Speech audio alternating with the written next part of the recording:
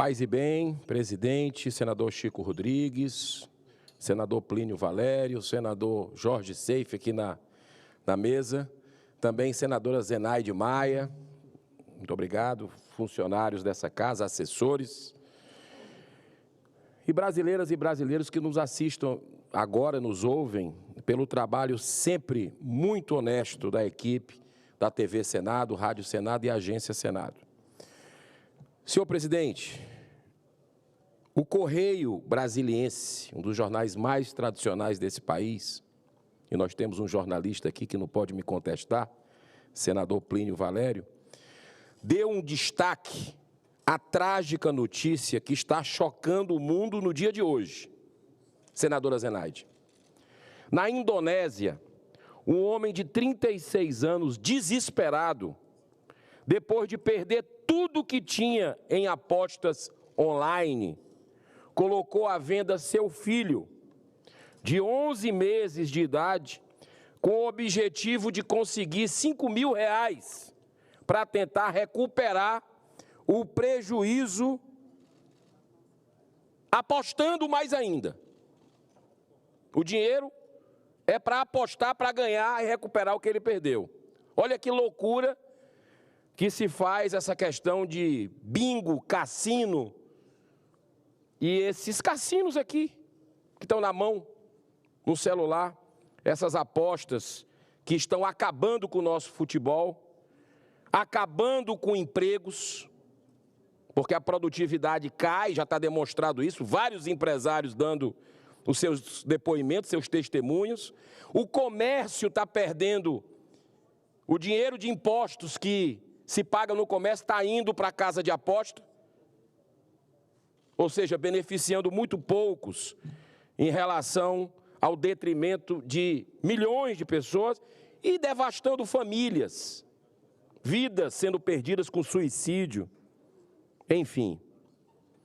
Em muito boa hora, essa casa vai instalar uma nova CPI que foi lida ontem pelo presidente da casa, Rodrigo Pacheco, que vai ser destinada a investigar exclusivamente as bets. Mas o governo Lula não precisa esperar a CPI. Se ainda sobrar algum resquício, senador Jorge Seife, algum resquício de moral e ética neste governo, é hora de acabar com essa desgraça. Acabar. Não é fazer coisa paliativa, como tem uma ruma de projeto tramitando para segurar propaganda, não. Tem que acabar. É preciso ter coragem nesse momento para repararmos o mal que nós fizemos à nação. Não adianta a gente ir atrás quem votou contra, quem votou a favor, isso é público. Essa casa deu um passo para essa tragédia econômica, social, humanitária, que nós estamos vendo apenas, eu repito, a pontinha do iceberg, porque o endividamento em massa dos brasileiros é gigantesca e vai produzir muitos estragos ainda. Não dá para minimizar os efeitos deletérios de apostas, do jogo de azar, da jogatina. Com o mal, não pode haver tolerância. A principal razão de eu ter votado ontem contra a indicação do economista Gabriel Galípolo para a presidência do Banco Central é justamente porque numa reunião de líderes aqui no Senado, no ano passado, eu fiz sérios alertas diretamente a ele sobre os abusos e desvios e crimes cometidos no mundo de apostas esportivas. Mas ele, que era então braço direito do Fernando Haddad, do ministro, não tomou nenhuma providência. Assim como o próprio ministro, assim como o governo Lula, que tem as digitais de sangue nessa tragédia, porque sempre teve um posicionamento contra, mas cedeu às tentações de grupos interessados na legalização. A própria CPI, senhor presidente, da manipulação de resultados, já está conseguindo trazer à tona as entranhas podres do mundo da jogatina. Investigações em curso pela Polícia Federal já detectaram a disputa por esse mercado lucrativo por parte de organizações criminosas como o PCC, o Comando Vermelho, com destaque para os estados do Rio de Janeiro e o meu Ceará. As principais entidades de fiscalização e controle sempre se manifestaram contra a liberação da jogatina no Brasil. Dentre elas, o COAF, a Associação Nacional dos Auditores Fiscais, ANFIP, a Federação Nacional dos Policiais Federais. Todos são unânimes no alerta de que a jogatina legalizada é uma das maiores portas para a lavagem do dinheiro sujo, oriundo da corrupção e do tráfico de drogas. O próprio Banco Central, atenção, divulgou recentemente um importante relatório demonstrando que 8 milhões de usuários do Bolsa Família gastaram mais de 11 B de bola e de índio, bilhões de reais em apostas esportivas via Pix, em 56 plataformas das bets, apenas entre janeiro e agosto desse ano. Esses gastos desenfreados atraem com força os mais jovens, aumentando ainda mais a pobreza num país onde 20 milhões de famílias são dependentes desse benefício social. Atraídos pela terrível e intensa propaganda enganosa, porque ali é uma arapuca, é uma armadilha clássica, as pessoas com aquela vontade de ficarem ricas da noite para o dia, com essa ambição, estão agora deixando de comprar o pão e o feijão para apostarem. Falta de aviso não foi. Dessa tribuna, eu disse tudo isso que está acontecendo aqui um ano atrás. É óbvio que isso ia acontecer. A Confederação Nacional do Comércio de Bens, Serviços e Turismo divulgou no mês passado um relatório apontando que apenas no primeiro semestre desse ano, 1.300.000 brasileiros ficaram inadimplentes em função do descontrole do uso de cartão de crédito em cassinos online. A CNC, que é a Confederação Nacional do Comércio, estima um prejuízo de 117 bilhões, B de bola e de índio, de reais ao ano, no comércio em função do aumento descontrolado das apostas esportivas.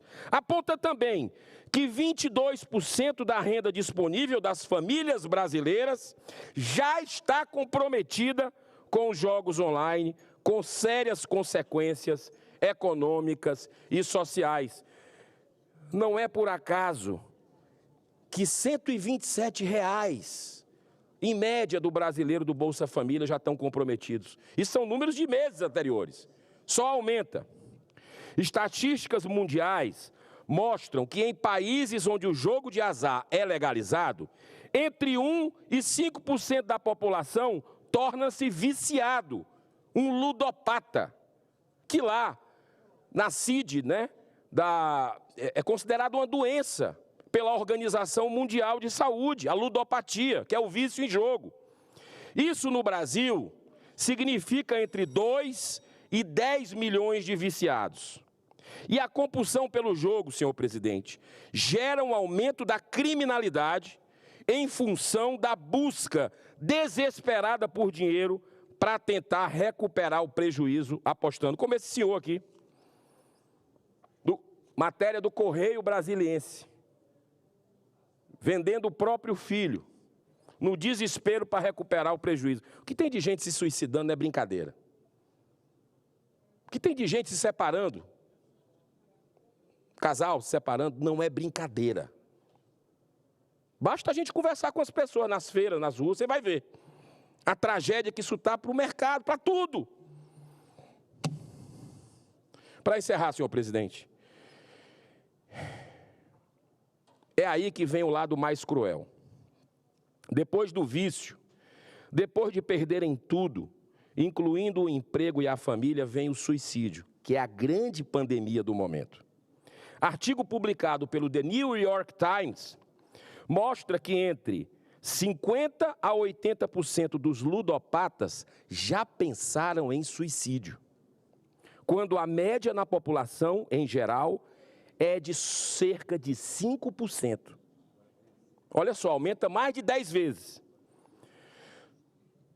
Só que esses casos já não são mais notícia, como foi a venda do bebê. A escalada é brutal. Eu quero encerrar esse pronunciamento que tratou de um assunto da maior gravidade.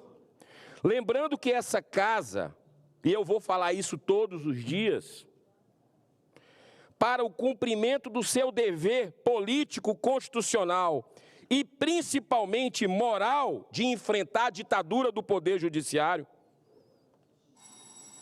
faltam apenas o apoio de 5 senadores, para que tenhamos a maioria suficiente para então garantirmos a admissão do processo de impeachment de Alexandre de Moraes, que ontem, depois das eleições, claro, desbloqueou a plataforma X, cujo 22 milhões de brasileiros utilizavam. Passou mais de um mês, senador Jorge Seife. E o que me deixa estarrecido, porque era uma tragédia anunciada, e o Brasil ficou ao lado, durante mais de um mês, de Turcomenistão, China, Coreia do Norte, Venezuela, ditaduras, Cuba, Rússia, na véspera de um período eleitoral. A gente já viu esse filme. Sabe por quê, senador Jorge Seife? Primeiro, porque os poderosos querem se blindar de críticas. E segundo, porque vocês sabem, brasileiro, a verdade tem que ser dita. Os de direita, os conservadores, como falam a linguagem, têm os valores e princípios do povo brasileiro, está aí o resultado das eleições. Eles teriam muito mais conquistas se o Brasil tivesse democracia de verdade. Porque eles trabalham numa rede social bem, porque fala exatamente a linguagem, alma a alma. E essa plataforma X, diferente de outras, não tem restrição de algoritmos para beneficiar um lado ou outro. A liberdade de expressão, a livre opinião é observada nessa plataforma, que foi perseguida, que foi caçada no Brasil, justamente por não ter filtro. Então, está mais do que na hora que o Senado se levante nos 200 anos e cumpra o seu dever de abrir essa coisa do X, do bloqueio inconstitucional, é uma pontinha do iceberg das arbitrariedades que a gente viu do ministro Alexandre de Moraes. Tem brasileiro morto sob a tutela do Estado. Tem jornalista com passaporte retido, com conta bancária que ele trabalhou a vida inteira bloqueada por ter uma opinião diferente do sistema. E eu vou encerrar aqui, porque eu já passei do meu tempo. Mas nós temos o dever moral de restabelecermos a democracia de verdade, não a relativa do presidente Lula, que parece flertar com essa censura que existe no Brasil. Vamos continuar fazendo a nossa parte para o bem da nação. Muito obrigado.